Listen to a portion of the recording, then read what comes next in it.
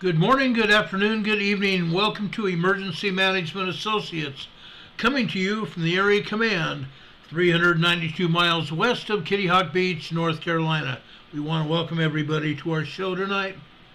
We're going to start off this evening by a salute to the United States military and the military allies from around the world. We're going to start off with the Pledge of Allegiance and the United States National Anthem. I would ask everybody right now to please rise.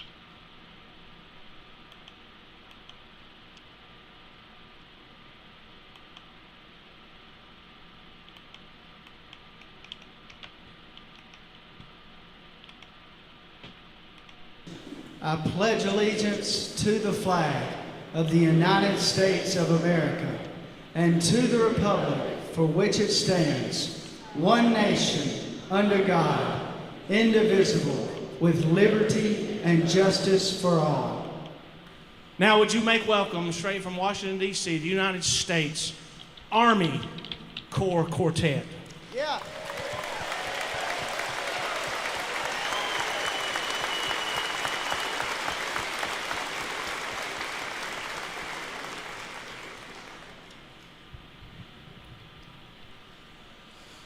Oh, say can you see by the dawn's early light what so proudly we hailed at the twilight's last gleaming, whose broad stripes and bright stars through the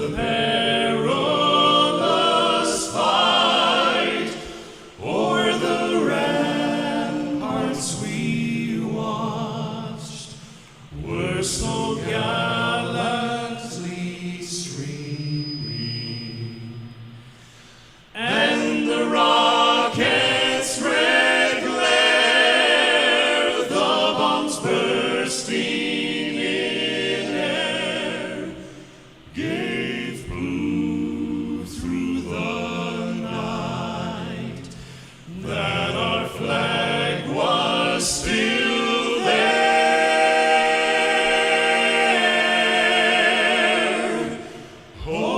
Say, does that star-spangled banner yet wave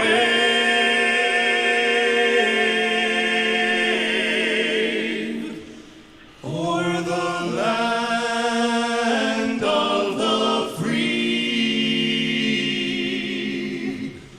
and the home of the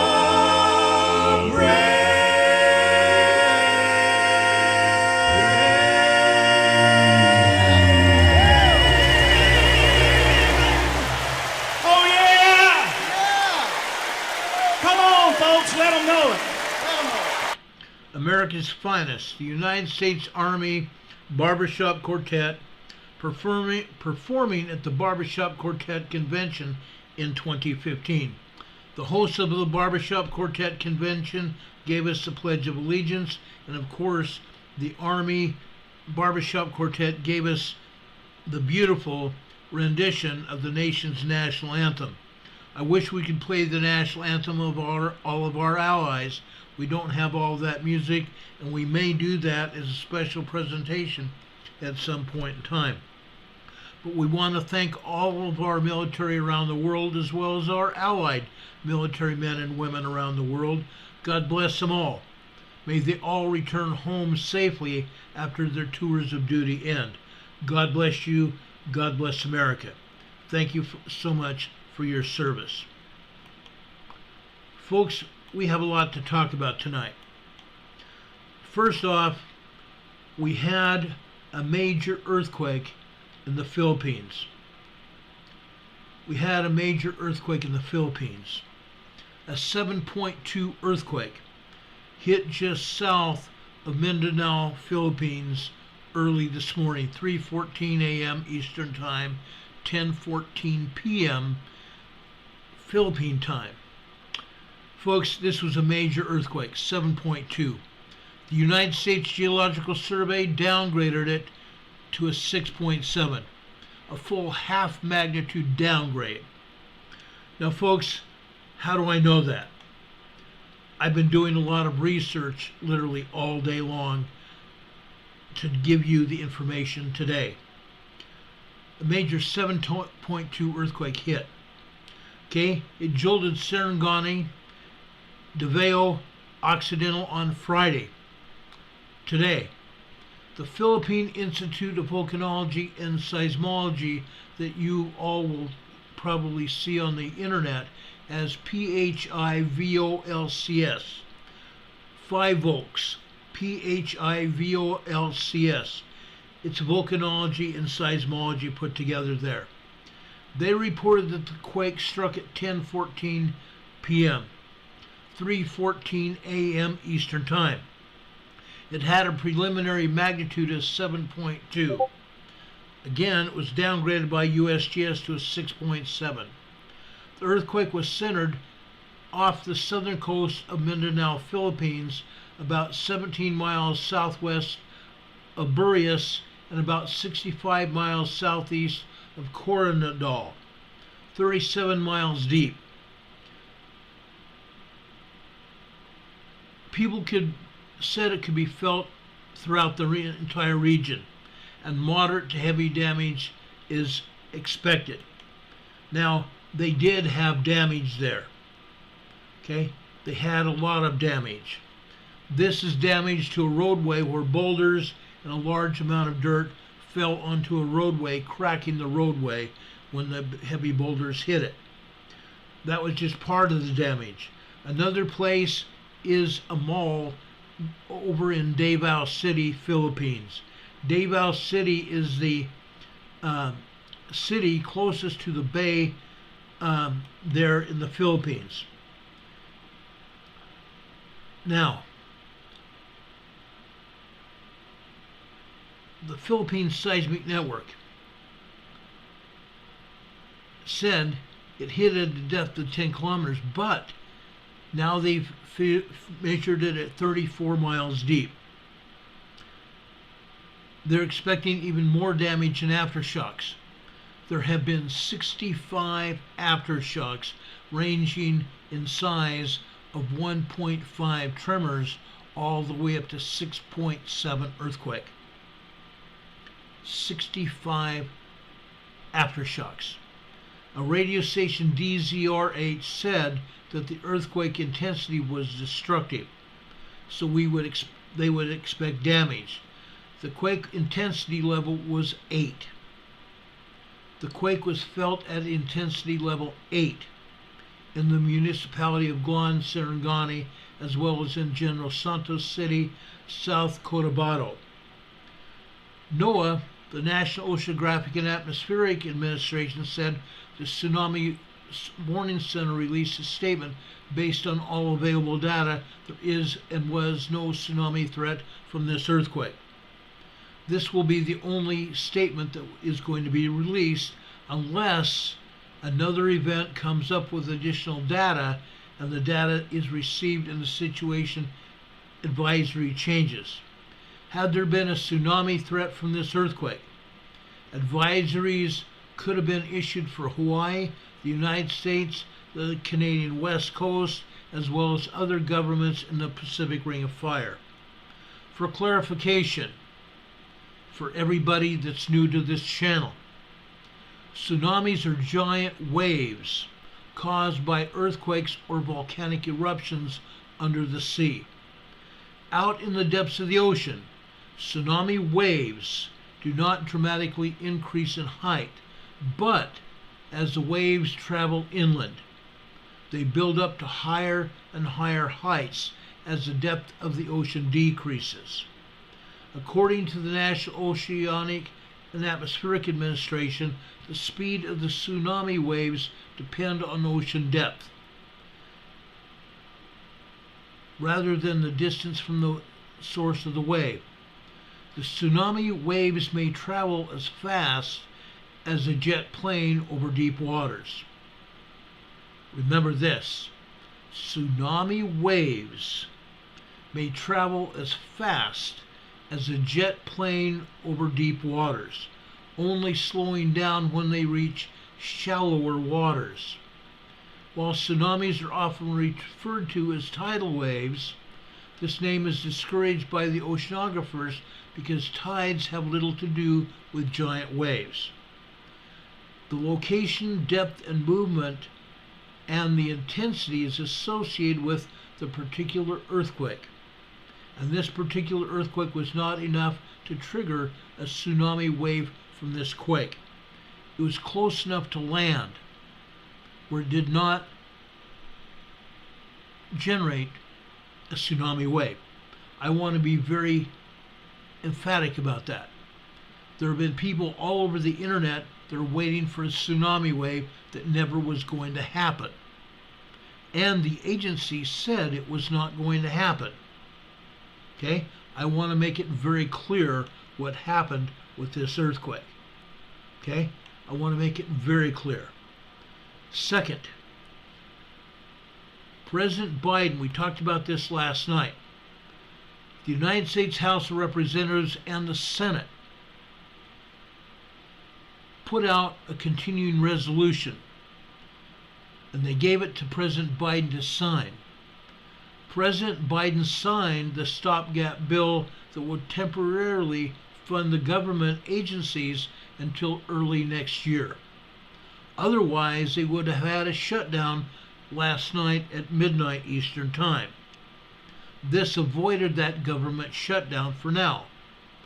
But it's only going to set the stage for a future showdown over government spending in January 2024. Biden signed the bill late Thursday night while in San Francisco, where he attended the Asian Pacific Economic Cooperation Conference yesterday. A White House official flew the bill to California to beat the end-of-day Friday deadline to avert a showdown. It's an important step, Biden said in a statement last night. Quote, "But we have more to do. I urge Congress to address our national security and domestic needs and the House of Representatives to stop wasting time on extreme bills and honor our bipartisan budget agreement." Now, isn't that something that the President of the United States would say? He has no clue. He literally has no clue. He's only being told what to say by his managers. This man is totally unable to do much more than follow directions, and that's all. He can't even find his way off a stage or out of a room without some kind of help.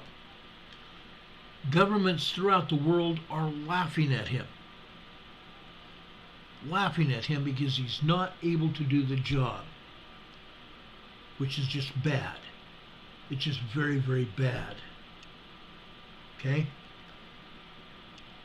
Sleeping Volcano says puppet masters. Oh yeah. Oh yeah, his handlers are puppet masters. Okay? That's the absolute truth. Now in a few minutes we're going to get, hopefully we're going to get Cowboy Roy Rogers on this program. Just prior to him coming on, I want to give you an update on what we've been talking about for several weeks now, since October 7th. On October 7th this year, just over a month and a half ago, Hamas, invaders from Palestine, the Gaza Strip area, attacked Israel. 1,400 plus people were killed, and even more were injured. Israel attacked Gaza in retaliation, and now Palestinian protests are breaking out around this country. All over around this country. And we are supposed to just back away from it. We are supposed to be urging Israel to stop and have at least a humanitarian ceasefire or a complete stoppage to the Israeli retaliation. Hamas protesters are here in the United States. We've talked about this before as well. They have come up from the southern border because the Biden administration has opened the southern border, and anybody and their dogs have come up here. Sleeper cells from Hamas, Hezbollah, Iran, China, and Russia, as well as other terrorists, have come into the United States and have established a foothold here in the United States, believing that they can turn the entire country against the rest of us. They can turn on us and take us over. Folks, I shudder to think about what is going to happen. I shudder to think about what is going to happen. I have an update from the Holy Land. A soldier has been killed. 5 people have been wounded in an attack in Jerusalem. Corporal Abraham Fatina, 20 years old, a military police soldier from Haifa, was critically wounded in an attack.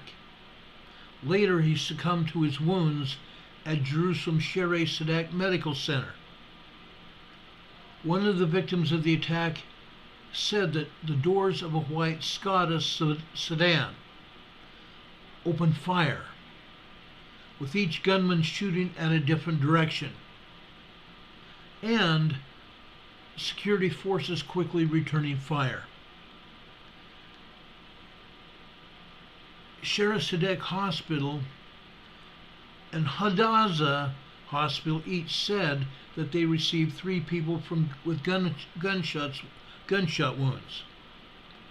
Police said the 6 gunshot victims were members of the security force, while at least 2 other civilians were also treated at the scene for acute anxiety. Pro-Palestinian protesters are marching here in North Carolina. I think it's really against the law. I think what's happening is highly unusual to be happening, and yet we're letting it happen. 10 different places in New York have been attacked by Palestinian protesters and marchers, and the media wants to portray it as mostly peaceful. Let me show you this clip, about a 2-minute clip from a protest here in Raleigh, North Carolina. I think you'll be very interested. The organizers tell me that they chose this particular route going down Hillsborough Street because it's the same route that protesters back in 1970 from NC State used when they protested the Nixon administration over the invasion of Cambodia. They say now in 2023 it is a similar situation. They are calling for the Biden administration to call for that ceasefire, and they're also criticizing the U.S.'s unilateral support for Israel as they call for that ceasefire. Of course, we'll have much more tonight at 6. Reporting live, Tom George, ABC 11 Eyewitness News. Okay, that was their report. And folks, it's not good. It's not good at all. You can see they're just bringing in. I think, honestly, we have a real problem. The protesters in New York are calling for jihad, not just for people to understand what's going on in Palestine. Hamas wants us to believe that they are victims. There are a lot of people here in the United States from Palestine. they think they are victims as well. And that we should stop Israel from doing anything about the attacks. Folks, I'm not on the fence about this. I've seen attacks on Israel in 1967, again in the 1980s, again in 2000, early 2000s. Something has to stop. Hamas keeps attacking, and Israel's just supposed to take it. Hamas and Hezbollah forces and people in Palestine think it's Israel that's doing it all, and that Israel is responsible for everything going on.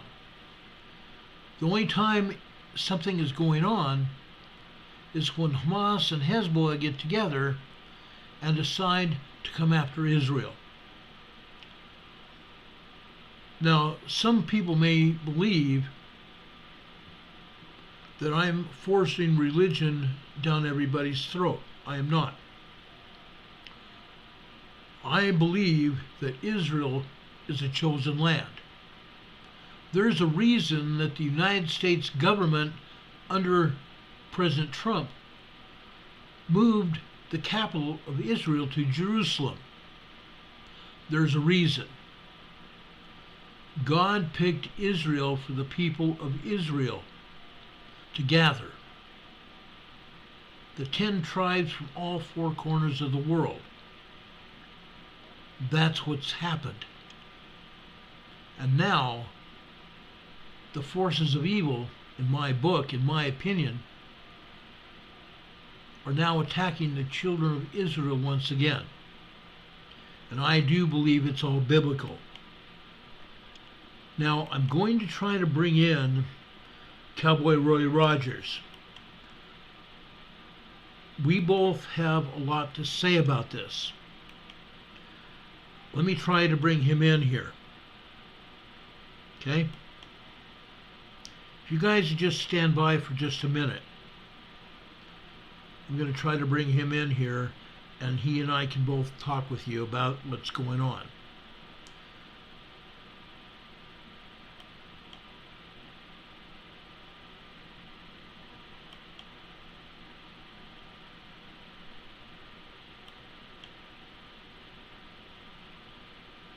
Okay, it's not going to allow me to bring my camera in. Hey, Roy, if you would please call me on Messenger, and I can at least bring you in. See if you can call me with your video first. And then we'll try, if that doesn't work, we'll just use the audio. Okay? Would you please do that? Please call me with your video. Okay, here we go.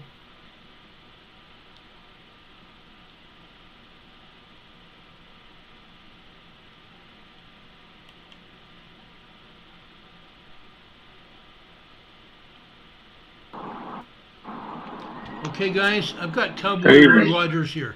Hey, Roy, how are you? Doing okay. Good. We have good audio on you, so let's talk. Yes, sir. What do you have for us, brother? Where would you like to start? Let's start with what we've been talking about during the past week or so. Sure. The historical timeline, or before, or more recent? We can start with the historical timeline. I think everybody needs to understand where we're coming from. Okay, because yeah, you just touched on that somewhat. I hear a lot of people say that, well, the Palestinian people were in the land of Israel first, and of course others say that the Jews were. And I need to refer back to the book of Genesis, where Abram was told by the living God to go to the land of Canaan. And Isaac, after Ishmael, was born at Beersheba, which is currently in southern Israel. And of course, Ishmael is the forefather of the Muslim tribes, and then Isaac, the forefather of the Hebrew tribes, of the sons of Abraham. Right.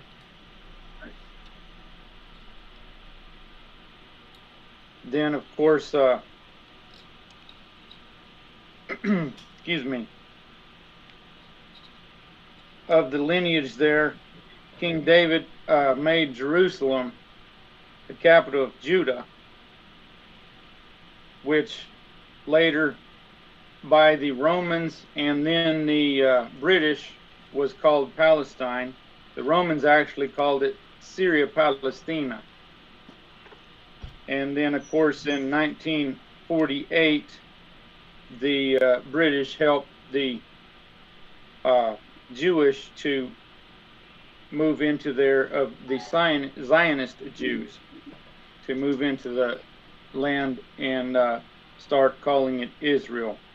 And if I understand correctly, they supposedly were actually buying the land that they moved onto, not just doing what is done more recently through the West Bank of just kind of moving themselves in and trying to shove others out.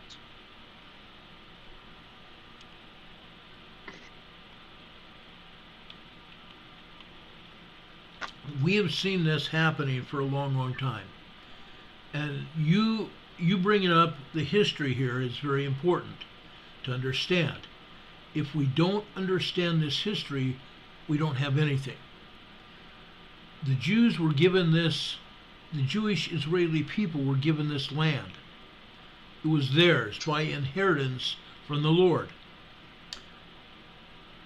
And anyone else that wants to conquer it is going to have a fight on their hands.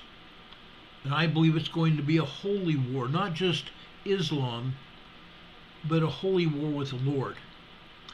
Now, if anybody knows anything about Muhammad got in here, okay? Muhammad got in here and tried to start up a religion that they called Muslim, okay? He wasn't successful. He then got his brother involved.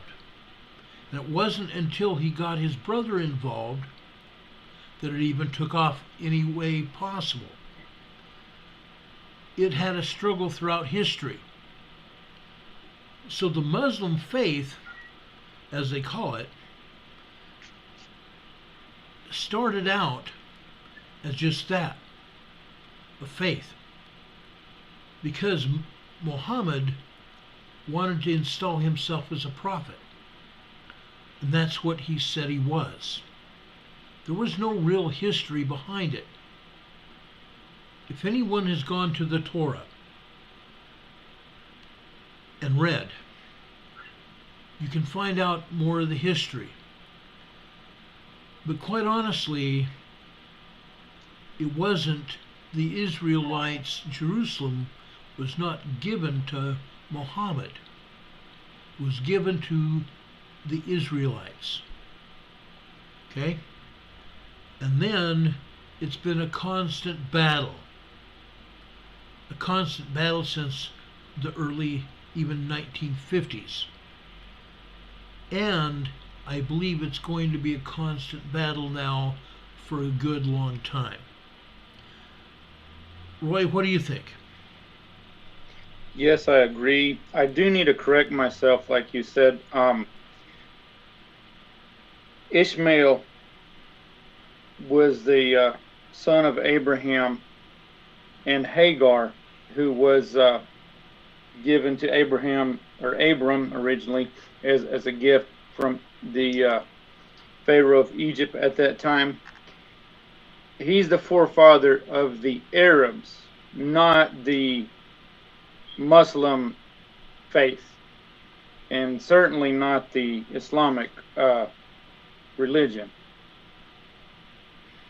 And this is predominantly a dispute between cousins.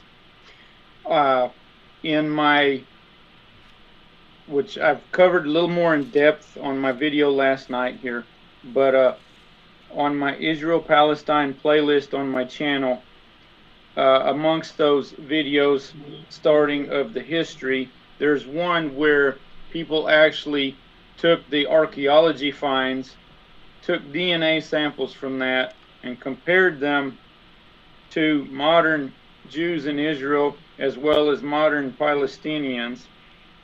In addition, they took findings from the area which is currently known as Gaza Strip, which centuries ago was Philippia, the land of the, or no, excuse me, the land of the Philistines. Philistina, I believe it was called. And both of these people disputing are related to the Canaanites, not those Philistines that a lot of the Palestinian people think they're related to.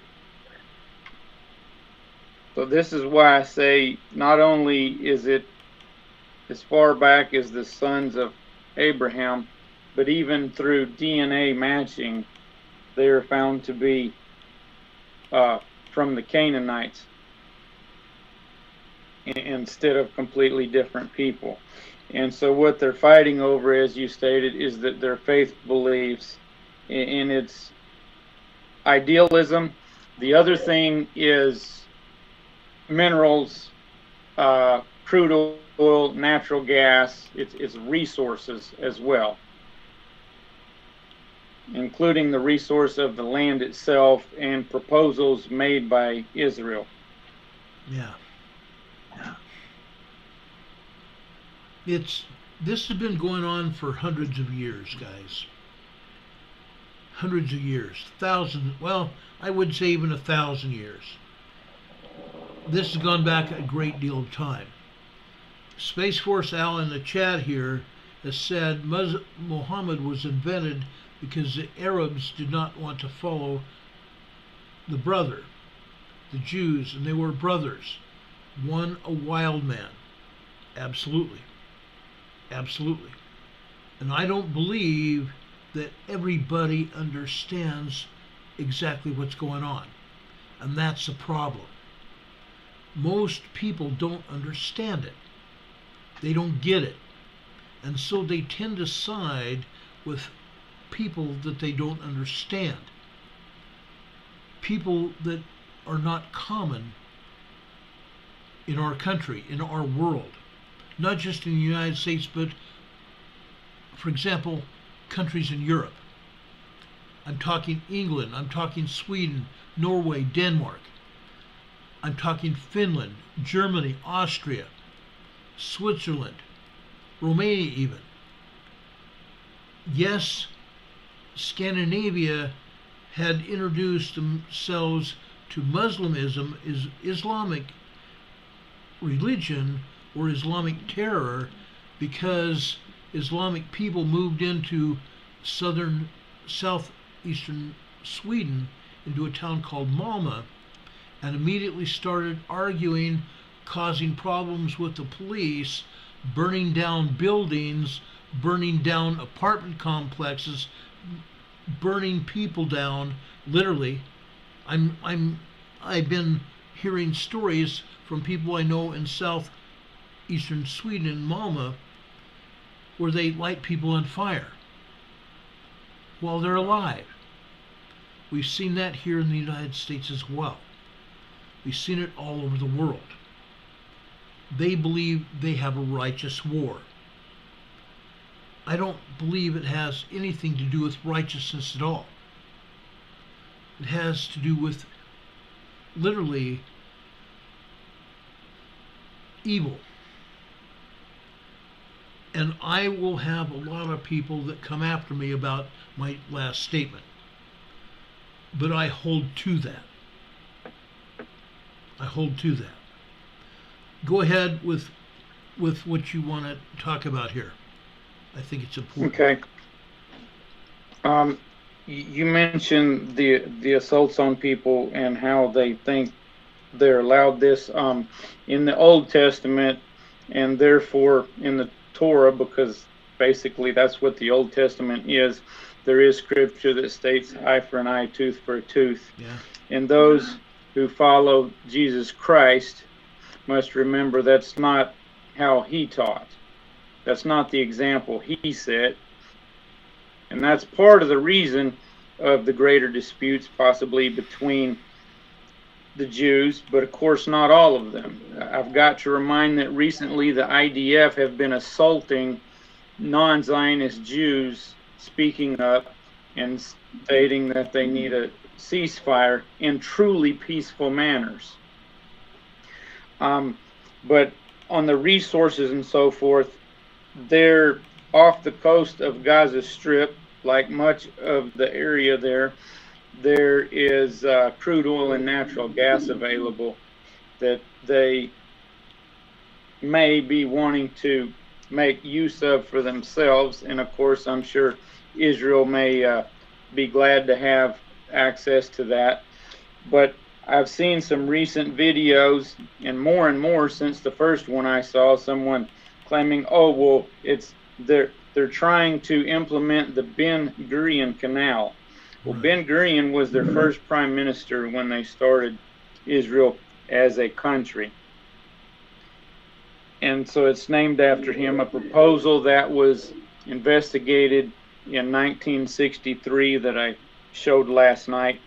And the canal would start from the sea in the south of Egypt and go somewhat diagonally and then along the coastline, diagonally away from, the borderline with Egypt. Then back over to the border with Egypt and right up through the Gaza Strip in order to make a major shipping canal that truly would be better than the Suez Canal. It's a more of a rock soil instead of just sand. They wouldn't have to constantly dredge it out, and they could make it not only wide enough for ships to pass in two directions, but it could be built large enough for these new super carriers for all the shipping containers and crude oil, natural gas, and so forth. The original proposal, they thought they could use maybe 4 underground nuclear blasts to take out the soil, and through research they realized it would take 520. Apparently they finally got smart and realized it would contaminate the land, and I doubt they realized it would also contaminate the water that flowed into it, and therefore contaminate both seas right there, and probably get over into the Red Sea as well through that region. Supposedly October 6th, Netanyahu re-announced this proposal for the Ben Gurion Canal. I haven't been able to find that. A contact in Canada who generally has very good information brought that to my attention, but I did not get to research it for us all. I tried to research it the other day, and I could not find anything about that. All the information I have is I just heard about it. That's all. Go ahead. Okay, but that's obviously something that would cause a problem for the people in Gaza, but for the Muslim Egypt, if they were to lose the intensive use of their major shipping lane through the Suez Canal, and a canal for allies of Israel to easier get between the Mediterranean and Red Sea, which makes it strategic for military purposes. So I'm sure that would be a good reason for Muslim nations not to like that. Do you think, what's your opinion about the idea even of building another canal there? Without the use of the nuclear explosions in order to build it, I personally, from the bit I've seen and read about it, it's an excellent proposal, and countries could actually work together to where it wouldn't cause the complete stop of the use of the Suez Canal. But what they could do is sort of like a divided two-lane highway. One could flow one direction and one could flow the other, in order to keep things from disabling the economics for that for Egypt. You know, in order to have a more amicable type thing. But if it truly is a stone through there instead of sand, if it were to actually be done, which would be much more expensive today than in 1963, of course, Right. I personally think it would be a much better shipping lane and very beneficial. It was only just a couple years ago that a ship got stuck diagonally across the Suez Canal, an evergreen ship loaded with shipping containers, and they couldn't move it out with tugboats. They had to get excavators in and dig out the sand beside it and try to shove this huge ship with excavators while pulling on it with tugboats. Meanwhile, all the goods trying to pass through, including grain, food products, couldn't pass through. So either they were just stuck there or they had to completely go around the Horn of Africa in order to get to another sea there. I thought myself, this is my opinion, is that ship was put in that position purposely to stop any other ships with any product from making it through that canal out into Europe. So there was less product going to Europe, less product coming to the United States as well. I think it was done purposely. That's very possible.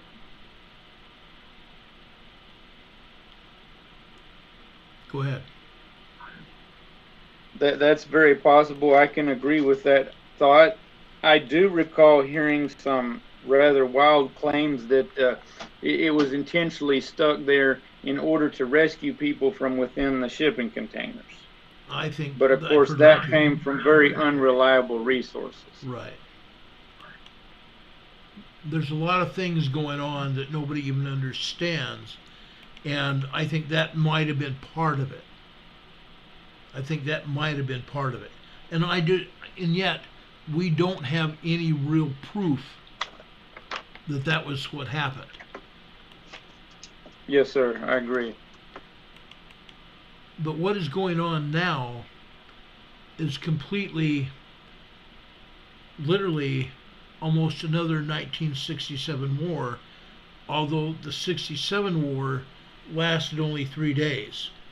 This one is going on a month and a half right now, even as we speak. And I don't think it's going to end anytime soon.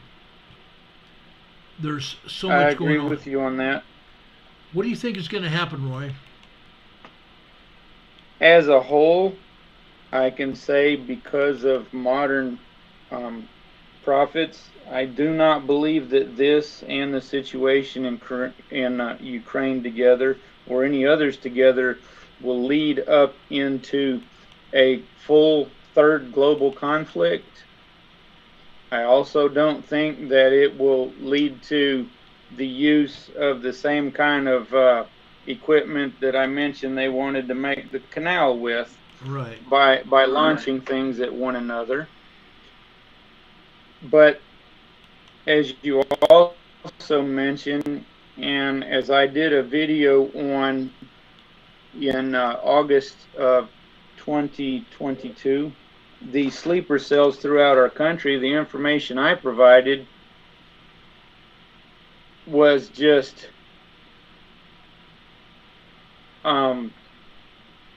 from then and 20 years prior information that was sent to me.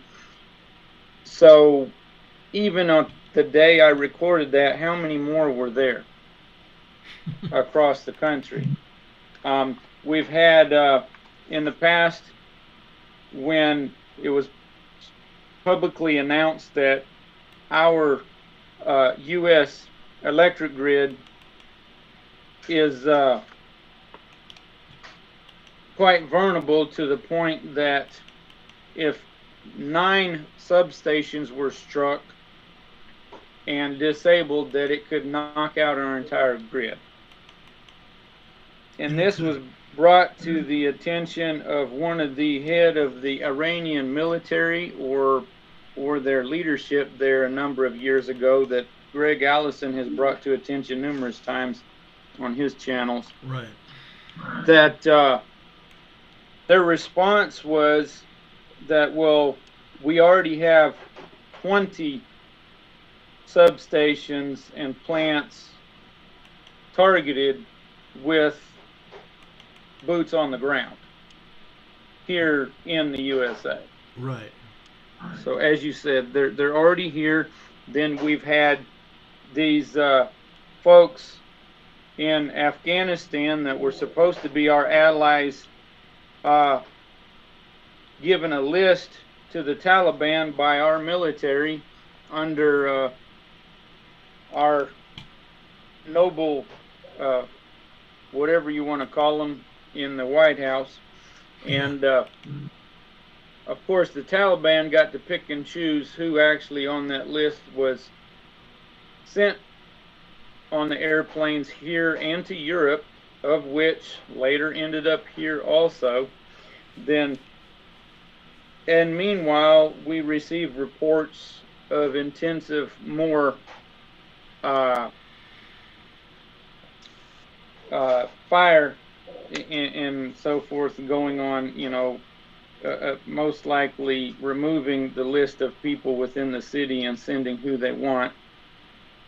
So then, as one of our Freedom Restoration Foundation board members in Wisconsin reported, within a month or two after that, those people were let off of the nearby military base and given $500 if they would go and not come back. And instantly, carjackings and assaults on women increased in that area. Yeah. Then a lot of them actually realized that $500 doesn't really go anywhere in this country, even a couple years ago. And so some of them snuck back into the base. Yeah. Which is interesting, how in the world they get in and out of our bases so easily. Are our military bases just as secure as our southern border and our northern border and all our coastlines? I often have wondered about that, because I've seen, when I was a federal police officer in San Diego, I saw Muslims try to gain access to 32nd Street Naval Station, San Diego. That's the headquarters of the Pacific Fleet. And in fact, and I've talked about this before, not recently, but I have talked about this before, probably on my last channel. And I think everybody should know about it. Back when we had the Oklahoma Federal Center that was attacked, we all know that Timothy McVeigh and everybody else were involved with it. But at that point in time, none of us were aware of who was responsible for it. We were not privy to that information. What the United States government did and the military did was they locked down the base to only essential personnel. And at that point in time, military police and federal police got contractors to move in great big huge highway concrete barriers. And they put in a serpentine road area where people had to move through the serpentine concrete roadway area into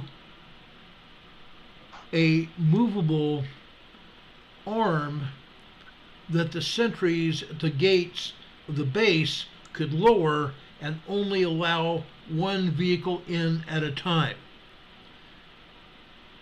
What happened this one evening is that wasn't good enough for a taxi driver. And that taxi driver was a Muslim.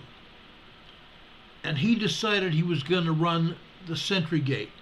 He drove through the serpentine, got to the gate, and ran through it, breaking that arm that had been brought down by the sentry. The sentry notified us. We pursued him on the base. He only got a couple blocks past the entry to the base, and we nailed him. We blocked him in with our police cars. He couldn't go any further, and we arrested him. Well, folks, as you know, these people have government visas. They have government ID cards, what they call green cards, that allow them to work in the United States. With that green card, it allowed them to be issued a ticket, a magistrate, what we called a magistrate citation, to appear before a federal judge to explain to the federal judge why they ran that gate, why they broke it. Yes, we arrested him, but we later had to release him on his own recognizance, which means let him go, with a promise to appear in court. Well, he appeared in court. The judge slapped him on the wrists and gave him a fine. The fine was a fine that was resulting in him running the gate at the base. It was about a $1,000 fine, plus court costs. So now he's probably up to $200 after that. So he may have paid like $1,200. I was there. I testified in that court case. He was let go. They slapped him on the wrist. They let him go. What we later found out, he was one of the pilots in New York City. He was one of the pilots. Thought so. I remembered you mentioning that. Yeah, he was one of the pilots. Why was he in San Diego? Why was he running a taxi cab? To earn money so he could learn how to pilot planes. He was in aircraft training in San Diego. Later, when 9/11 happened, I went back through my files. I called the FBI office in Denver. I told them what I had. I handed over the file. I made copies of it and handed over the file to the FBI. The FBI got it and went forward. And it was found out that he was one of the people that ran the gate, that he was one of the people that, and he was the only person that tried to run that gate, or tried to run the gate after that for years after that. Okay? This was back in the 90s when he first ran the gate. There were many other Muslims that did the same thing, thinking that they could get access to the military base. What we later did to combat them getting access to the military bases is they had to have a passenger who was military to come on the base. And then after they released that passenger to wherever that passenger was going, they had to immediately leave. Many times we stopped them because they wanted to just hang out and try to get another passenger to take them wherever they wanted to go. We wouldn't allow that. They had to leave. Anytime a passenger came on, a police officer followed them and made sure that they left the base. They did not have a chance to just walk around or drive around the base and take pictures. Now, what most people don't know about 32nd Naval Station or 32nd Street Naval Station, Coronado Naval Air Station, or any of the other naval stations around the country. There are places on those bases, and the Air Force as well, and the Army bases. They have places that are classified. Some places are top secret, including naval piers, including taking pictures of our Air Force aircraft or any other aircraft. Things are classified and or top secret. I found out about top secret places myself. Yes, I had a top secret clearance to allow me access to buildings and places.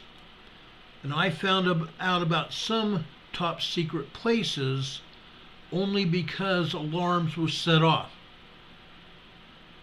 or doors were found open where alarms were set off. Otherwise, I would never have found out about it. Okay? Yes, I had top secret clearance to go in and investigate. And then, if I did that, I would have to be debriefed to make sure that I did not see anything that they did not want me to see. And there are some things that I can't even talk about. Okay? Just so you all know. There are some things that I still cannot and will not talk about. So anybody that's listening to this program tonight, you need to be well assured that I am keeping those things in my own being until I leave this earth. So that's what's going on. Yes, there are people that have access to our military secrets. They have access to places around our country and around the world. They do that. Okay? I know if they did here in the United States, they do in Britain, they do in Switzerland and Austria, wherever they're at. And yes, these same people, okay, these same people that have infiltrated the United States have also infiltrated other countries and cities around the world. We've seen the infiltration happen in France, where some of these infiltrators got into Paris and protested and burned cars and burned buildings down. They were not peaceful protests, okay? But they wanted us to just slap their hands on the wrists and say, oh, you can't do that. You can't do that. That's not how we want to play the game. We're not, in my opinion, we should not be slapping anybody's hands. And yes, it is United States policy to either put these people in prison or deport them. But under the present policies of this government in our country here, and I'm not talking about Europe, I'm not talking about Switzerland or Germany or Austria or England or anywhere else. I'm talking about the United States.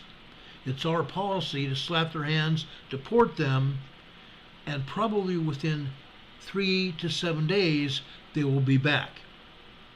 That was happening even before Biden took office. If we deported them out of this country, and I personally arrested people and had to transport people back to the U.S.-Mexican border in Tijuana, I transported them back to the border and kicked them out across the border. And within 3 to 7 days, they were back. And we had to arrest them again. Or they were found in other cities and other states and deported again. Now, these same people are literally all over the United States, because this government's policies are allowing it. And we can't stop it, in my opinion. Go ahead, Roy. Let's listen to what you have to say here. Yes, sir. On the September 11th stuff, someday I'd like to interview you on what you can discuss. I have a lot of questions. Sure. But and on those crossing the border, now they're more likely to help them out of the river, give them a ride all over the country at our expense, after giving them a cell phone and a United Nations debit card that gets refilled every month. Right. Especially those that tell some of the citizen journalists interviewing people down along the border that they're a soldier and they're working for UN and just waiting on their orders. Yeah.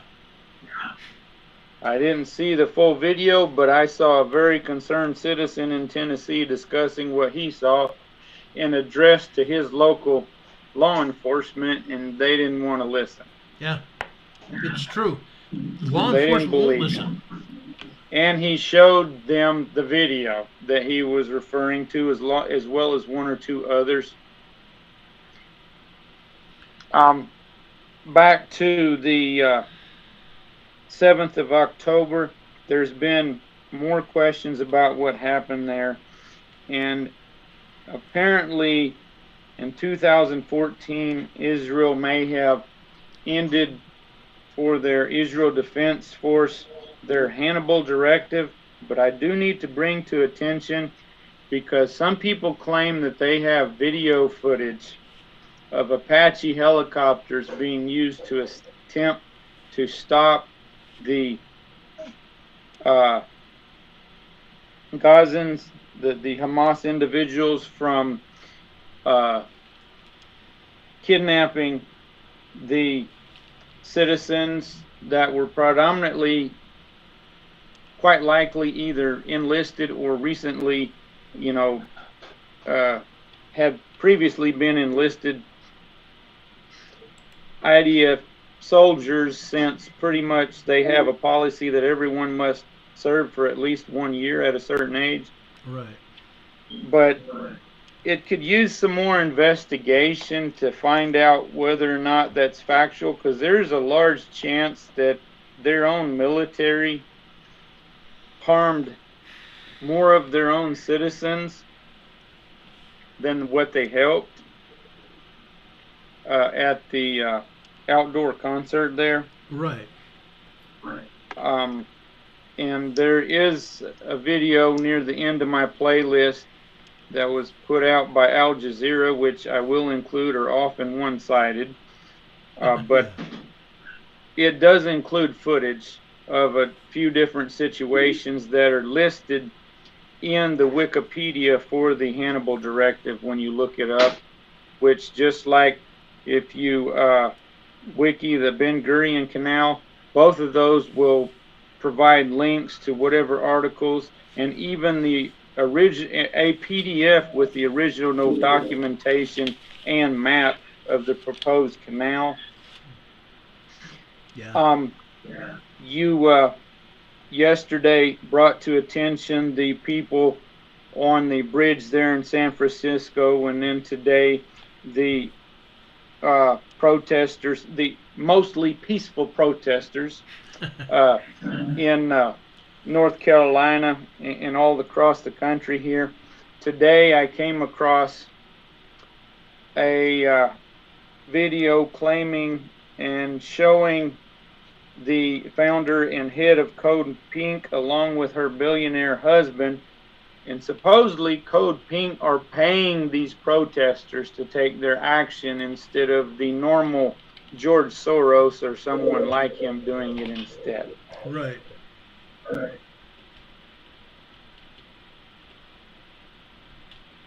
Now, we do thankfully live in a supposedly free country where we have a constitution that is thoroughly ignored by USA Incorporated, and the right to free speech. and freedom to assemble peaceably.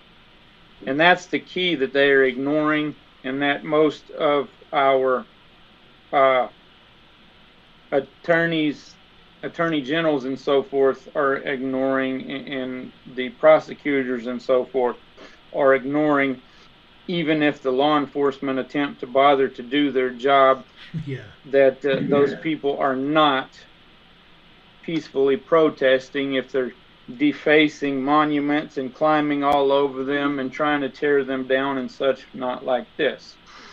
And too many people are claiming that we have a two-tiered justice system, that if you're on one side of the fence, well, then you can do whatever you want, and if you're on the other side, then you'll be prosecuted for speaking your opinion, even if you weren't speaking to anyone else but yourself. Right.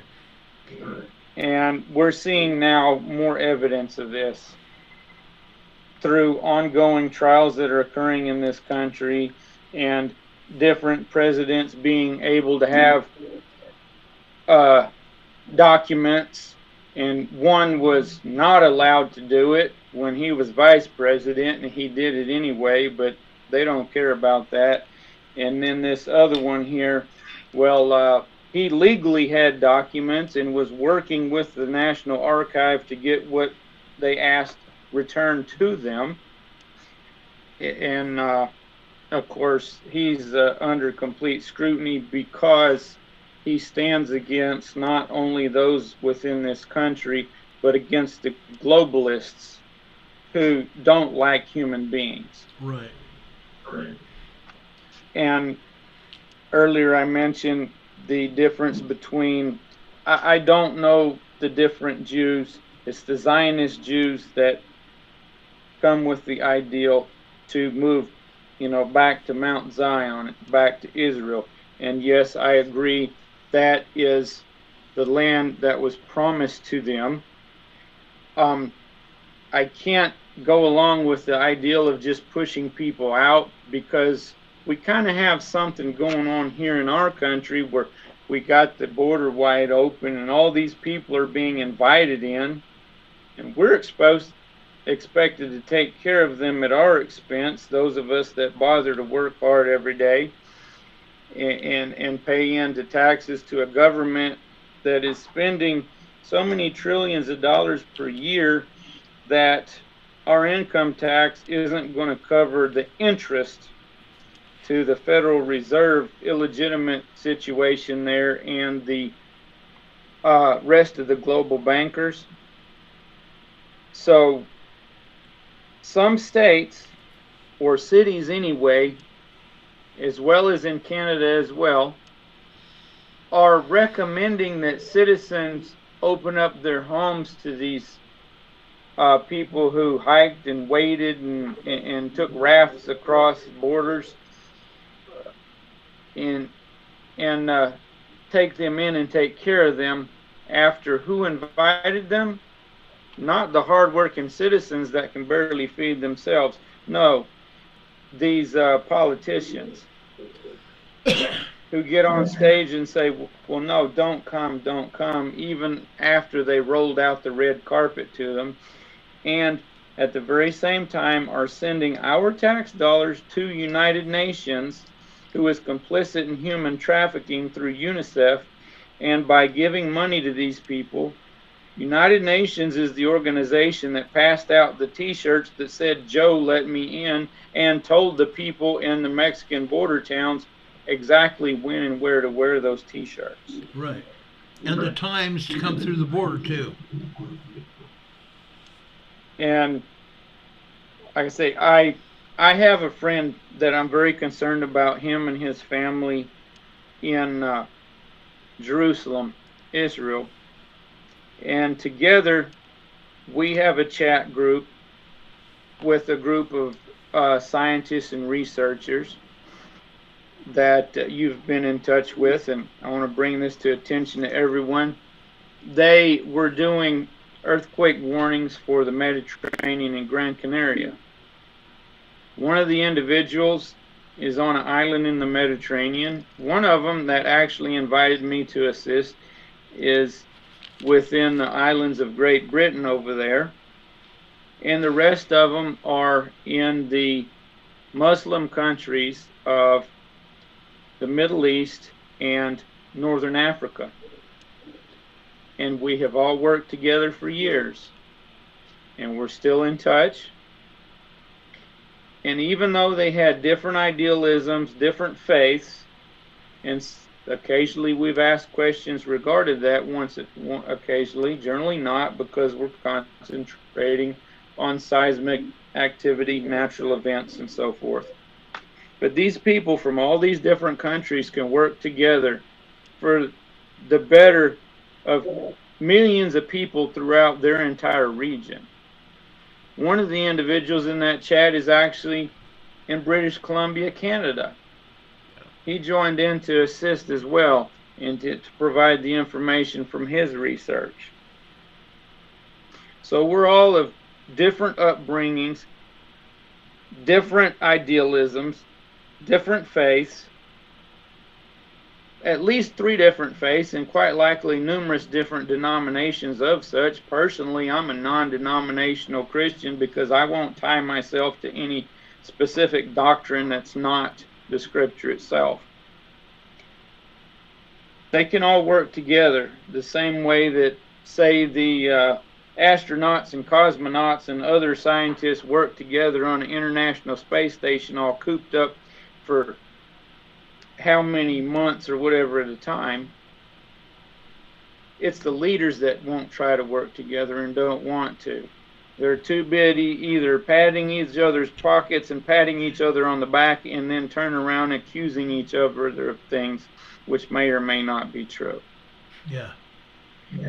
That's really it is. The people, not just of USA, we the people of this earth, the human race, we are one race. We can all work together, and we all need to wake up and try to reach across and help inform everyone, which is becoming harder to do because now we got Congress possibly having just signed off on something to give the FCC control over all internet that passes through this country. I haven't verified, but I've received a link. I didn't get to read the article. That is verified as of yesterday. Okay. But we don't all have to go along with this. No. It's not necessary. We can't let ourselves be divided. I mean, even amongst Christians, we got some that think they should support Israel, some that think they should support Gaza, and so forth. You also, a lot of people say, I even heard a recording of General Michael Flynn that I hope to get to meet or talk to once. But I heard a recording of him saying, why would anybody, lots of people go to Israel for all the different sites for vacation and stuff. Nobody goes to Palestine. Nobody goes to Gaza Strip or West Bank. Actually, that's incorrect. Christians and Jews have lived right alongside the Muslims there. Christians and Jews go there to see the parts of the Holy Land that are within their region. And yes, they do need to have a guide with them and to look after them. But generally, they're quite treated with respect. I've heard reports from numerous people. Some of them are in their channels, for example, Gray Zone and the Anya Paul and the other people of it that have spent time there and shown things. They're a very progressive or liberal-minded folks, but still, some of them are Jewish, some of them are Christian, but they're not Muslim. They're just fine there. And so was other people like Kim Iverson, who went there with a group of and she ended up being much more comfortable than expected. Now today, to go into Gaza, you can't, because even if you go with the Israeli government, who knows, they might accidentally harm you themselves Yeah. in the process of what they're doing. I have seen some of the video put out by the IDF on the hospitals that they have gone into, some of which that they're probably the ones that struck the parking lot, but they blame it, and Hamas blames them, and back and forth. But the videos I saw part of, not the entire videos, but the first one looked to be a complete laid out setup. In my personal opinion, I think they took the arms in and laid them out themselves to show. They didn't show inside of any of the tunnels that they were claiming come from 100 yards away to inside the basement of the hospital. In the hospital, oh, where they were holding children here, this and that.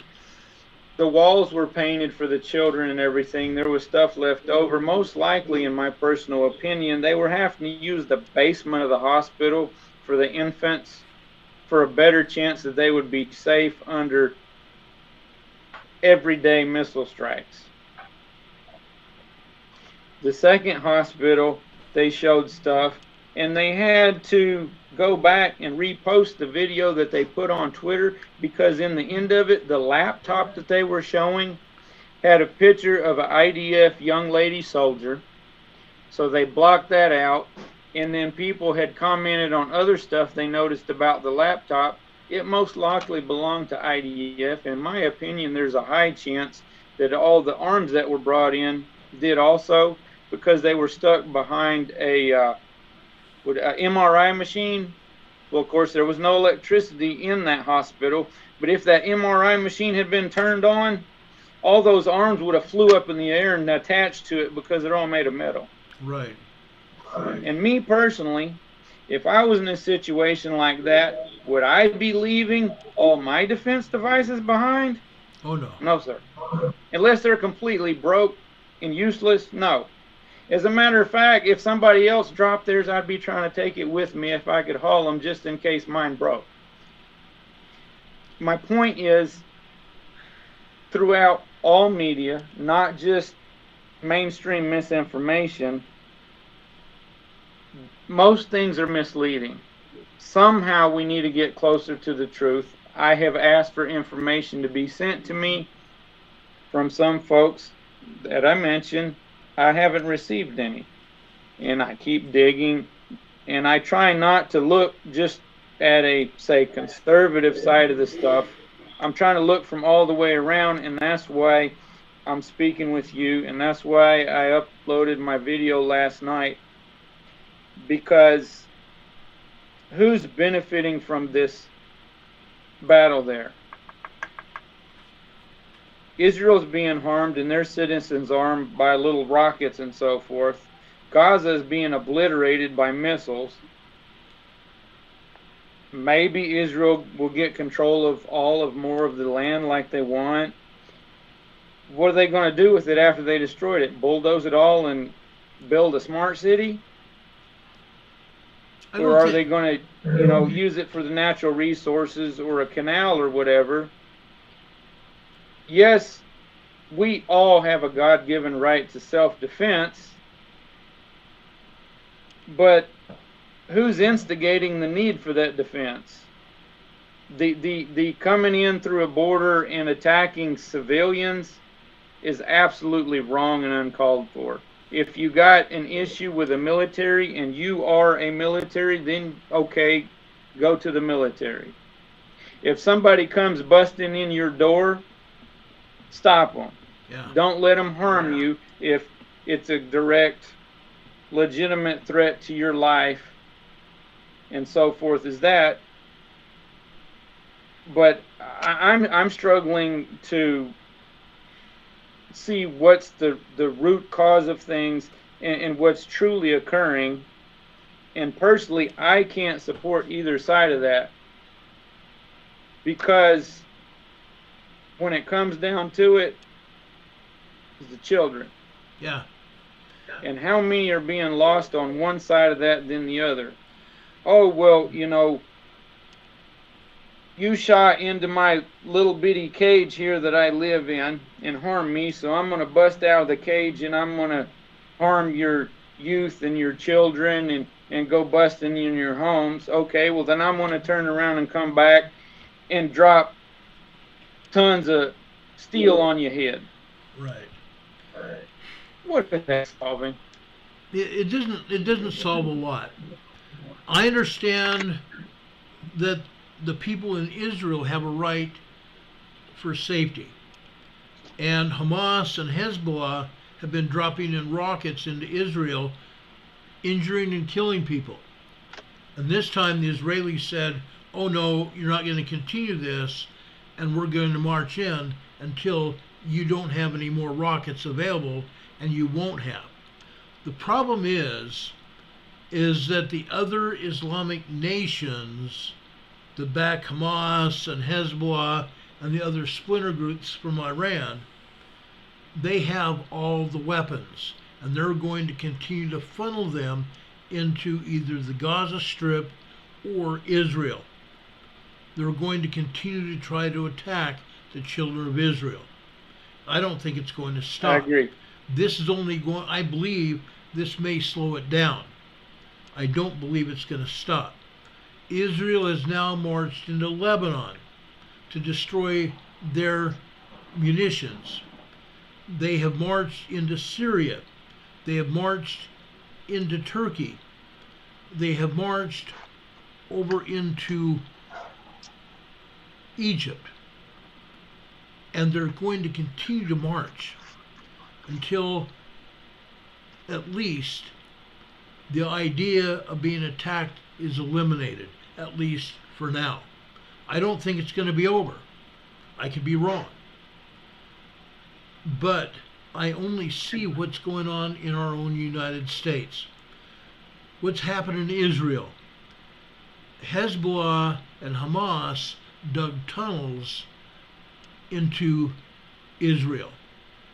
Israel has attempted to go in there and either blow up those tunnels or at least destroy them temporarily, make them unlivable for a time period, putting gas in there where the tunnels are no longer going to be accessible to anyone.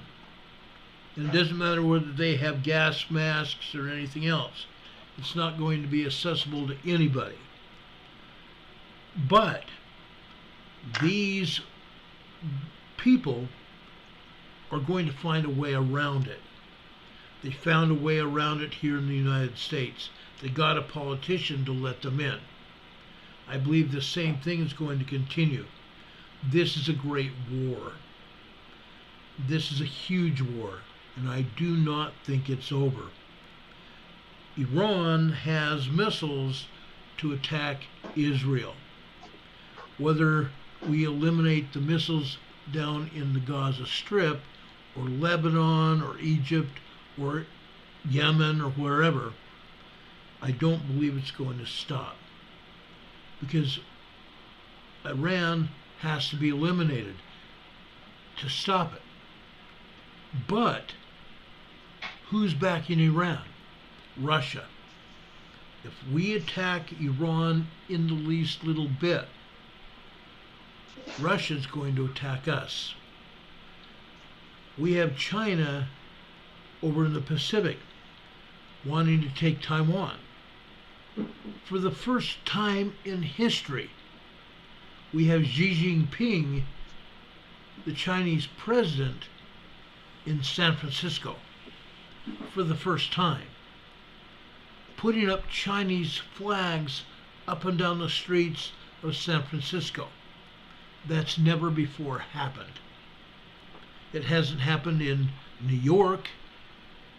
New York has not had people putting up Chinese flags or any other country's flags when a head of state visits New York. But yet it's happened in the People's Republic of California. I don't think the war's over. I don't think it's going to stop. No, it's not.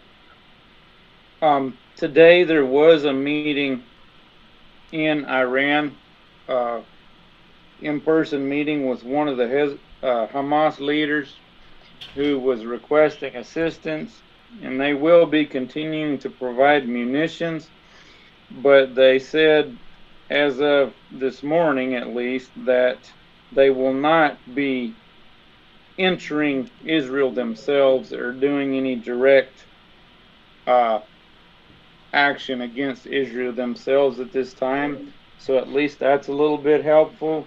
Yeah. And as you mentioned, Iran with Russia, I believe they're actually more closely tied to China, even more so, and because through trade and so forth, and the weapons programs and whatnot. But yes, with Russia, Iran is the ones that have been providing them the UAVs, the drones that they've used throughout the Donbass region and into Ukraine. Right. And that's not going to stop either. Russia about a week or so ago said they were going to stop with Ukraine. It wasn't profitable for them to continue. But right after that, we heard that Russian warships were going over into the Mediterranean. And not just Russian warships, but Chinese warships. So we have 3 flat tops and 1 British flat top, meaning aircraft carriers, and their task forces that have moved into the Western Mediterranean within striking distance of everywhere. Is it going to stop? I don't think so. I think it's going to slow down, at least for a time period. But what does that mean? We don't know. We don't know. But you and I, and every one of us that is watching this program, or anyone who will watch this program, needs to know that we have influence to stop a lot of this nonsense. And we must come forward and make a stand. We cannot afford any longer to sit on our haunches and do nothing. If we don't take a stand, then we are as responsible as Hamas or anyone else that tries to attack Israel or tries to attack the United States. If we don't take a stand and put a stop to it, we're going to be overrun. And I don't think it's shortcoming for that to happen here in the United States, Britain, or anywhere else. Our countries have been invaded. We have terror groups, we have terror cells all over the world. It's not just in the terror countries like it used to be. They're now all over the world. I understand we have terror cells planning attacks in Tennessee, in the hills of Tennessee and Kentucky, and in Virginia, and various other places. Heck, we sold land to China right outside of Minot Air Force Base. We sold land to China right outside of one of our own Air Force bases. And what does that Air Force base mean to us? Folks, if you don't already know, Minot and Grand Forks especially, and there are other air bases as well that control our missiles, that have missiles all over the Midwest of this country. And if you think that China doesn't know that, you're not thinking straight. China knows that. China is monitoring our aircraft flights. China is monitoring our missile systems. If you think that they don't know where our missiles are, where the missile silos are, you have another thing coming. I personally know where 3 silos are in North Dakota, and I'm a nobody. I found those when I was a teenager, and as far as I know, those silos are still active. Okay? But we have people, we have foreign governments that have bought land here in the United States that have access to our military secrets. They have access to our military bases. They have access to everything. And if you don't think that they are not planning to do something, you have another thing coming. Why do you think that the United States government under Joe Biden have put up these strong fences? Yes, the fences existed before Joe Biden came in. But why do you think there's now razor wire and everything else around our Capitol buildings? Because Joe Biden knows exactly what's going on. He's actually been taken away from the White House when certain events happened. Okay? Everybody needs to be aware of this. And it's not just the mainstream media you need to be paying attention to. 9 times out of 10, the MSM won't be talking about it. You need to find other streams of media to be paying attention to, because the mainstream media doesn't know squat, and they're only putting out the information that the government wants you to know and nothing else. And then they deny everything else. Okay? Go ahead, Roy. You mentioned that base here in Texas at Cline, Fort Hood, right near it, the CCP also owns a bunch of land. Now, some people claim, oh, well, there's homes all around there. There's homes all around there. They can't own anything right beside it. No, it's to the west, not in the area where all the homes are.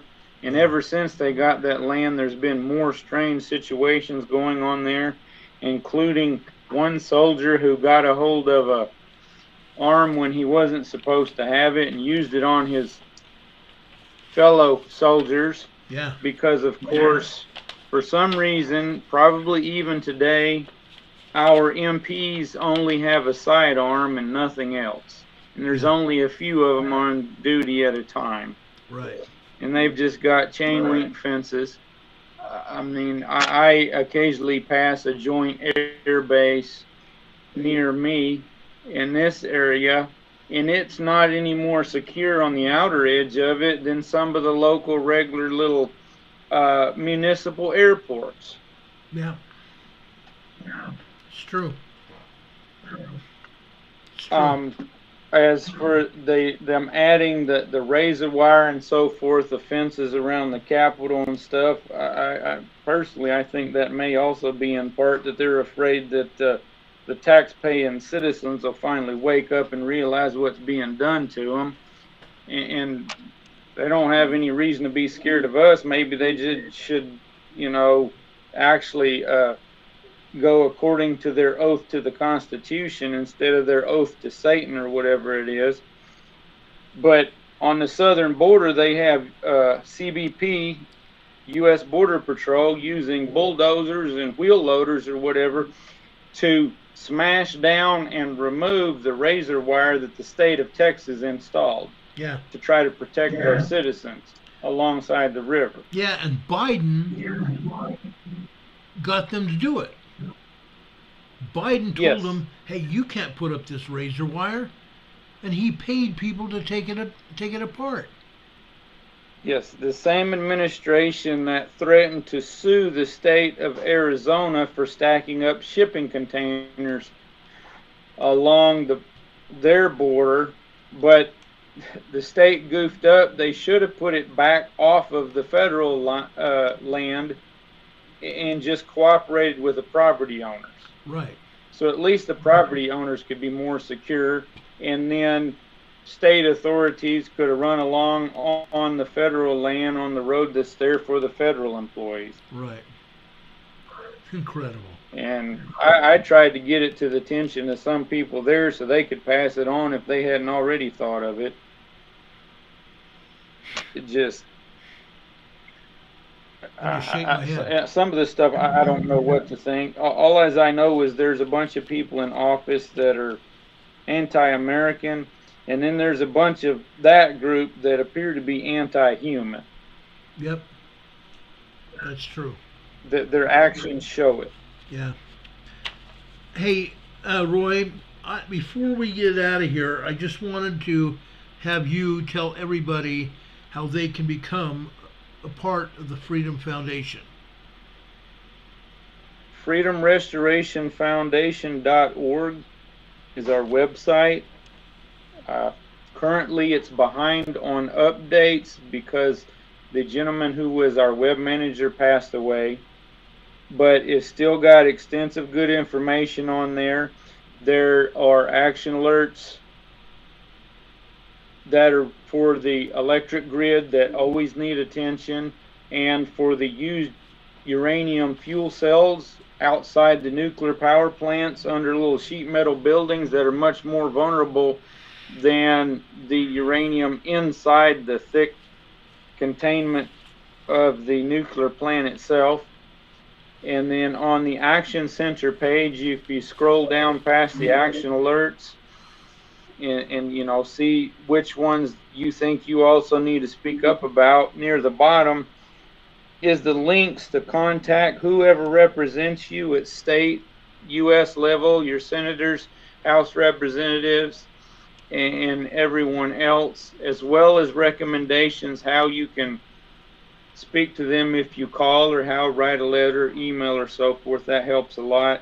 Within that website is the links for our Facebook group that you can just, if you're on Facebook, just look up Freedom Restoration Foundation, and you know, you'll find that logo that Ron has showing in the video there on my page for Cowboy Roy Rogers.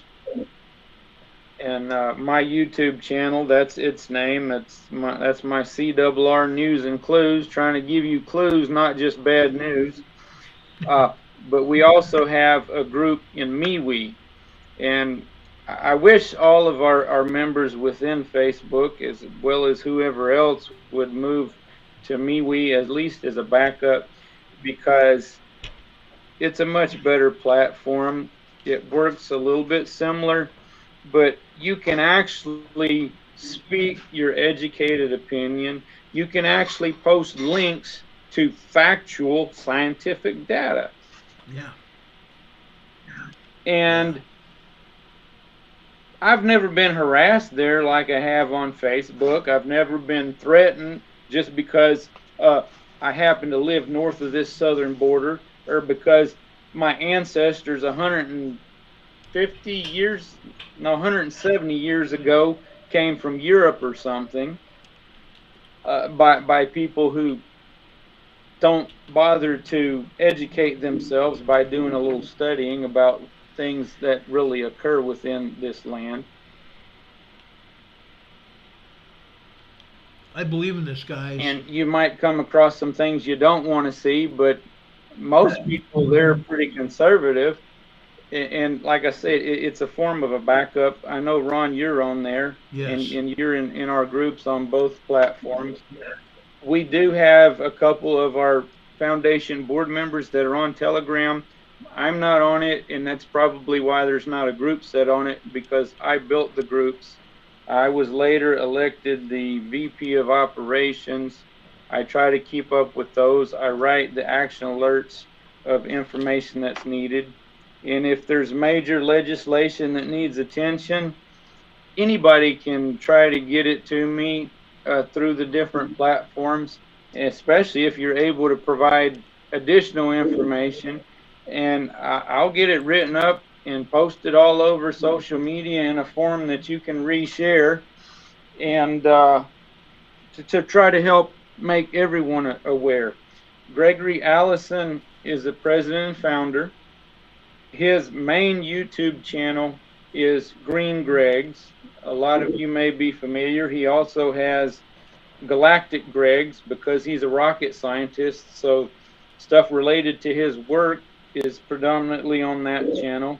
And then he's got Swivelhead News for the stuff that's a little more intense, so it might keep it from, you know, getting his channel taken off of the platform. And then for backup, he has both of those on the Rumble platform as well. Personally, I also have a Rumble channel, but I got 2 videos on it, and for some reason any others wouldn't manage to upload, even if I didn't even have them on YouTube yet. I was trying to use that to not have to constantly bite my tongue and sound like a bumbling fool trying to get through YouTube and its algorithms, and they wouldn't upload, and surprisingly they're still on YouTube for some reason. But I post other people's videos speaking a little 2 minutes of truth, and I get suspended for a month for a supposed 1 week suspension. You've been through that much worse than I have. Yeah. I'm being careful, but But there is a lot that we can do to speak up for ourselves without going out in public or anything. And yes, when you call, you do need to give them your name and your zip code, you know, simple stuff like that. And they just need to be able to verify and show, okay, who your representative is and where you're coming from. I am told that if you call to or write whatever to represent yourself, you do not represent an organization, that is supposedly logged as to represent the educated opinion of 1,000 citizens in your district. If I call and I tell them I'm representing them Freedom Restoration Foundation, then it goes to represent as one individual.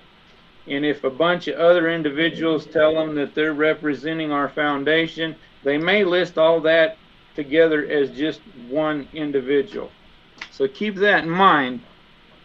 Take in a few minutes to put an email, write a letter and snail mail it, or make a phone call and either leave a recording or speak to the person if someone in the office available. It can make a minor difference, especially if there are 1,000 people addressing the same topic, providing similar information, the same general concerns. If it's 1,000 people doing it, that represents 1,000 people each. Guess what? That can add up. I can't swear that it's going to do a lot of good with representatives and senators that are completely opposite minded, but what I do is the same thing as the mainstream media does. I try to pull on that person's heartstrings when I talk to them on the phone. And when I'm done, I wish them, please make sure that you and your loved ones stock up on all your necessities just in case these things do happen, so you're all well prepared.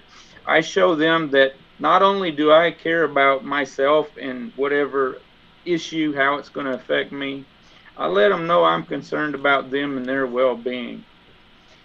And with some offices, including of Democratic senators of Texas, I've had good response to the point they've provided me a phone number to send text to or an email address to send information to, so I can actually send them without going up through all the steps to look them up.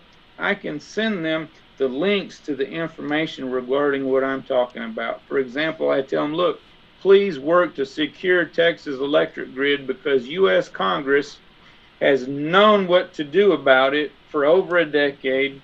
They've known how to do it. They've been asked to do it. And meanwhile, the electric providers, the producers, have paid more money through lobbyists to fill congresspersons' pockets than what it would have cost to actually strengthen and secure our electric grid. So, okay, I go to the state level. Please do this, but here's the information on what can be done. I think sometimes with these politicians, it's not always that they don't care. It's not always that they don't know what to do. They might not even know there's a problem. So if we can take that little extra step and let them know not only what concerns us, but address to them the information that we have available and ask them to look into it and get them to thinking about, oh, this is going to affect my household and my family. That person may do all the rest of the legwork for you and then turn it over to whoever they work for that supposedly represents you. Yeah, that's it. That's true. Mr. Gregory Allison walked the halls of Congress and lobbied Congress to get things passed for our space programs for NASA. And that's how we did it. Just keep on and show them what can be done to make a difference. Another thing we can bring to attention, we're in a dire situation with clean, usable water. We've got California there that want water out of the Midwest since they already took it away from the states closer to them, and accusing those folks of being greedy, but they shut down a desalination plant. Well, Mr. Allison has brought to attention, currently there are now profitable form of desalination that extracts also rare earth minerals instead of digging them out of the ground, of lithium, cobalt, and uranium for these stupid junk electric cars, but more importantly for some nuclear power plants. Yep. If people don't know this, then they're not going to realize, hey, we could be working to get legislation to get something done. Just like the small-scale nuclear power plants that are available. Yeah, very true. If there is any on-the-ground kinetic attack on the substations, when they get knocked down, that shuts down power to nuclear power plants. That shuts down power to the electric pumps, keeping them use uranium fuel cells cool. When all the water evaporates, they self-combust. That is worse than anything that'll happen with the power plant itself. Dramatically worse. It's worse than many, many weapons using that uranium. Yeah, very true. The small grade power plants can be built into the ground, and they can be backup generator for those to run those pumps, but also to keep electricity going to the main power plant. They can also power a complete small city, small town. Yeah. Or maybe a number of them together could power major cities. Instead of destroying the land, covering it with wind turbines that hold several hundred gallons of oil, they rotate in the air and kill the birds of prey, or the solar panels that get destroyed by the hailstones and everything, and then they just leave them lay for years, don't replace them. Or the other kind that use mirrors all around a single solar collector.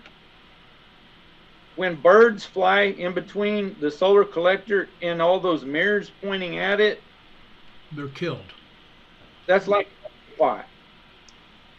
You got fresh cooked bird feathers and all.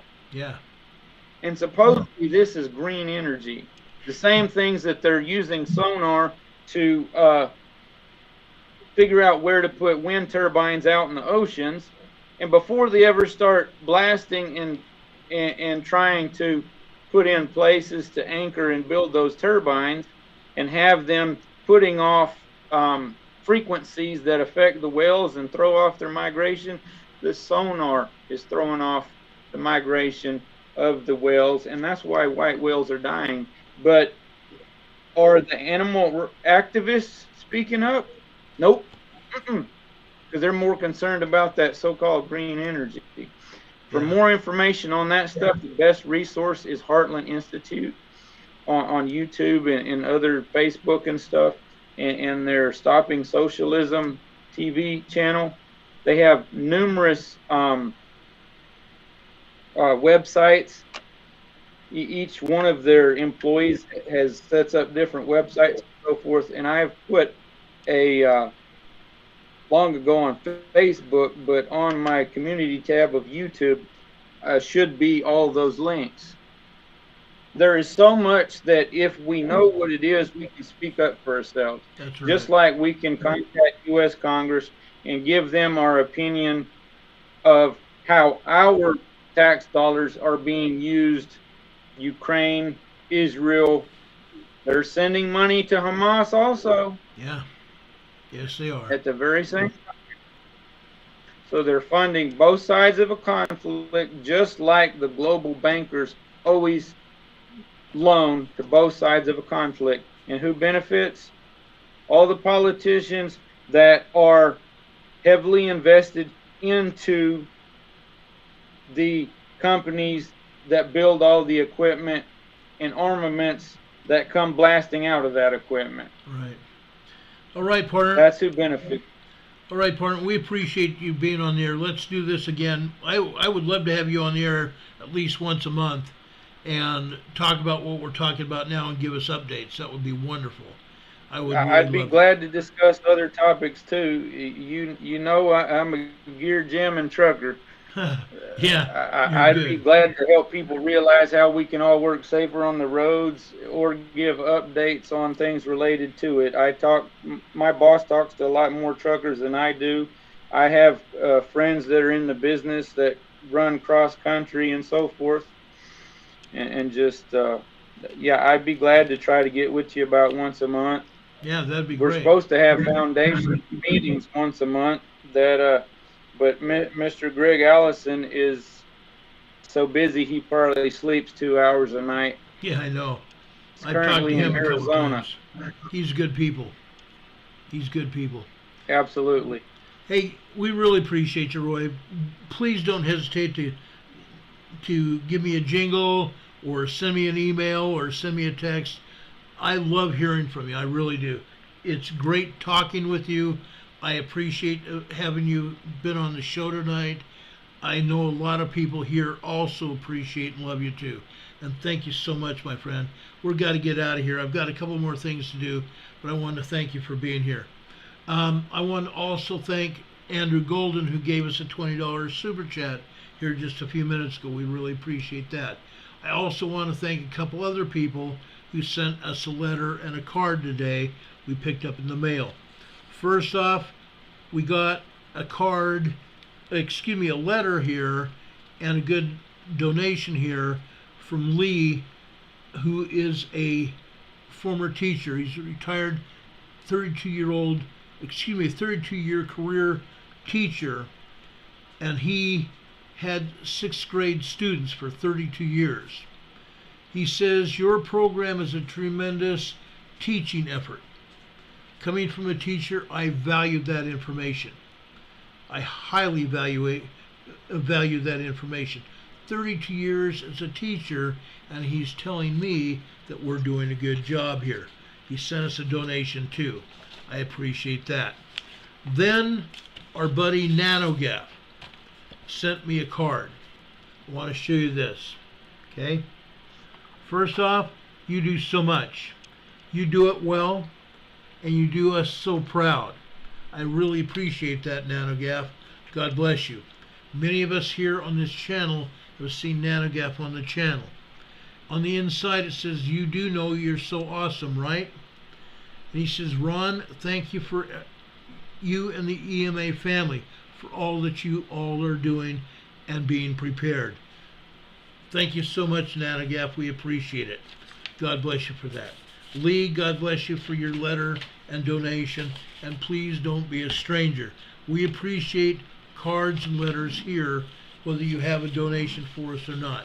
We appreciate these cards and letters, and be advised, so far I have kept every card and letter that any of you have sent me. I do appreciate it. Diane Myers is here in the chat saying great show tonight. I appreciate that as well. I want to thank again our buddy Roy, Cowboy Roy Rogers, for being here with us. I've been meaning to get him on the air for quite some time. I love each and every one of you guys. You need to know that. I tell you that all the time.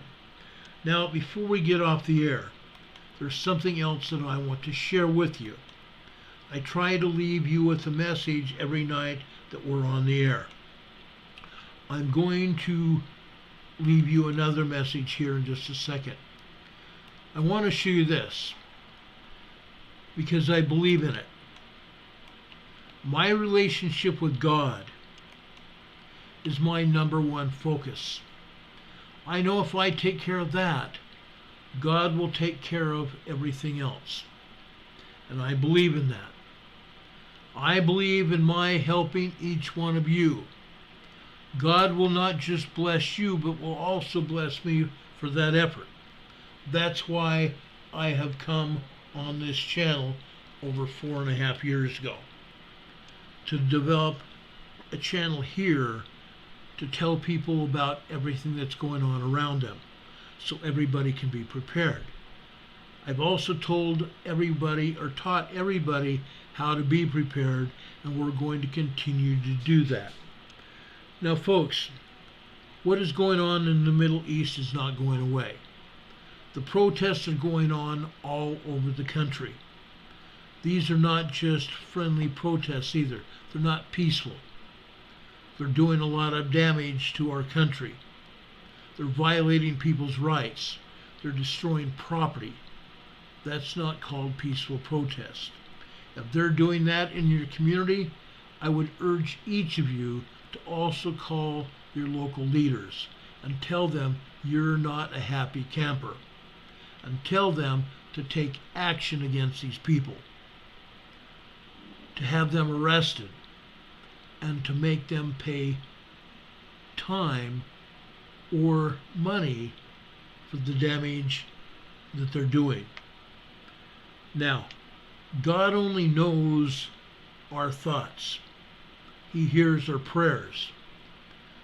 But if we are asking Him in our prayers for help, He acknowledges that and He delivers. Now, there is a scripture here I want to read for you. Okay? This scripture says a lot. This scripture comes from Colossians. I may have shared it with you before, but I wanted to share it with you again.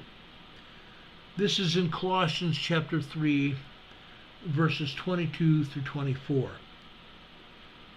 Servants, obey in all things your masters according to the flesh. He's talking about us in doing our work, serving the people we're working for, and giving them a full day's worth of work. Not with eye service, as men pleasers, but in singleness of heart, fearing God. And whatsoever ye do, do it heartily, as Lord and not unto men, knowing that of the Lord ye shall receive the reward of the inheritance, for ye serve the Lord Jesus.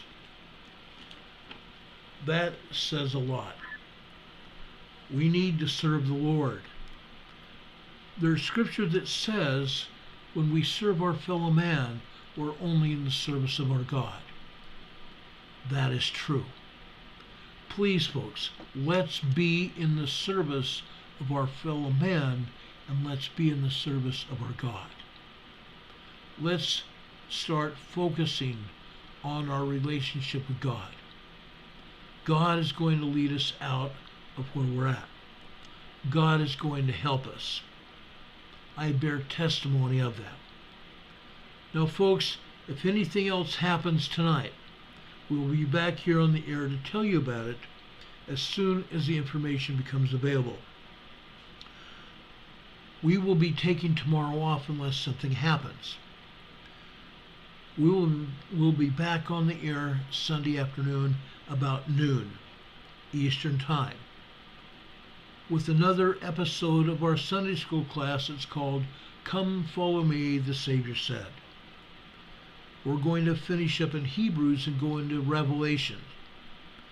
Please be prepared. You can ask me questions in the chat.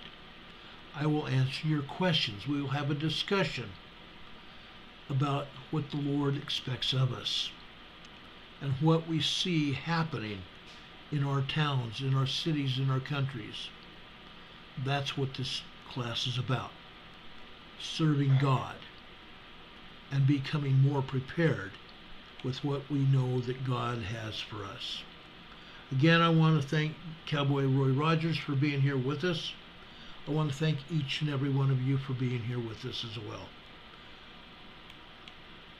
Everyone, I love you very much. I say that a lot.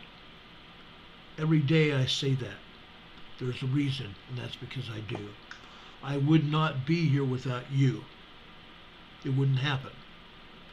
Now, folks, I ask the Lord to bless you in everything that you do. God be with you until we meet again. Have a good night, everybody. I love and appreciate you very much. God bless. We'll see you on the other side. Good night, everybody.